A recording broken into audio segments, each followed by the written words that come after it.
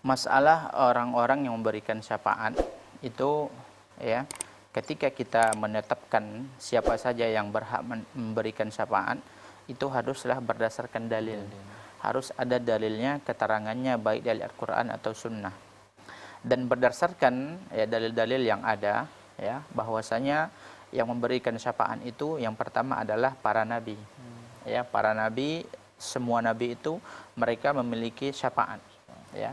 Termasuk tentunya, ya, bahkan yang paling awal adalah Nabi kita Muhammad sallallahu alaihi wasallam. Bahkan pada hari kiamat beliau memiliki jenis-jenis syafaat yang akan bisa diberikan nanti umatnya kepada umatnya, ya. Kemudian yang kedua, ya, di antara yang memberikan syafaat adalah para malaikat.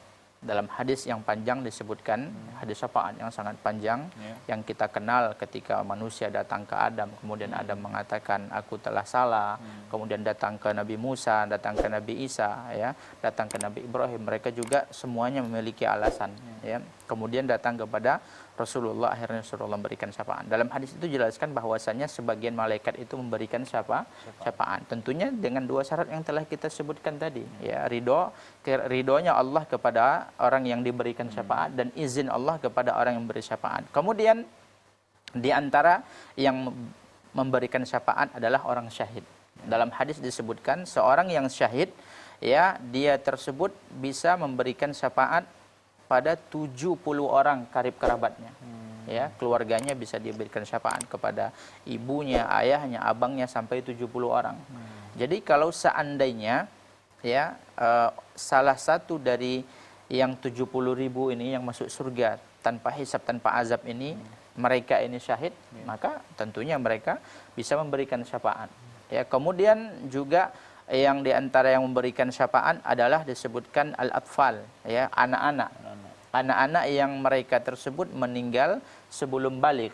Jadi kalau seandainya mereka meninggal sebelum balik, maka mereka bisa memberikan syafaat. Jadi kalau seandainya di antara 70.000 ini ada anak-anak yang meninggal sebelum balik, maka bisa saja mereka masuk, ya, dalam hal ini artinya memberikan syafaat. Dalam hadis Rasulullah SAW, ma min au kama qala sallallahu alaihi wasallam, tidaklah ada seorang yang anaknya meninggal 3 orang, ya, sebelum mereka balik, melainkan mereka akan memberikan syafaat kepada kedua orang tuanya, au kama qala sallallahu alaihi wasallam.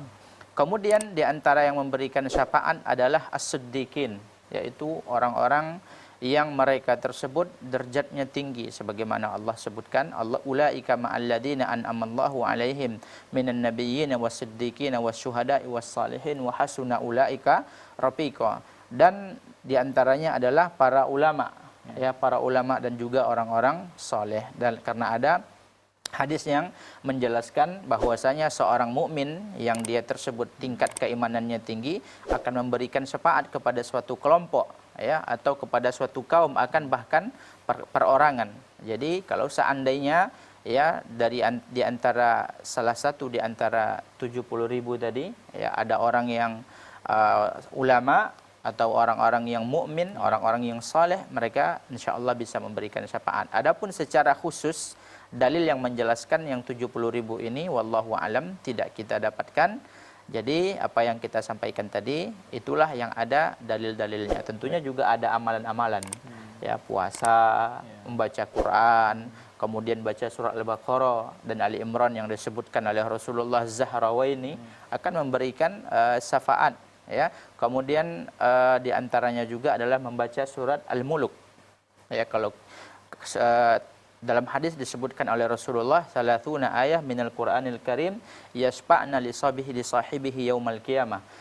Tabarakalladzi biyadihil mulku wa huwa ala kulli syai'in qadir. Ada suatu surat dari Al-Qur'an 30 ayat yang akan memberikan syafaat nanti kepada orang yang selalu membacanya, yaitu, ya, surat Al-Mulk, tabarakalladzi biyadihil mulku wa huwa ala kulli syai'in qadir. Wallahu a'lam.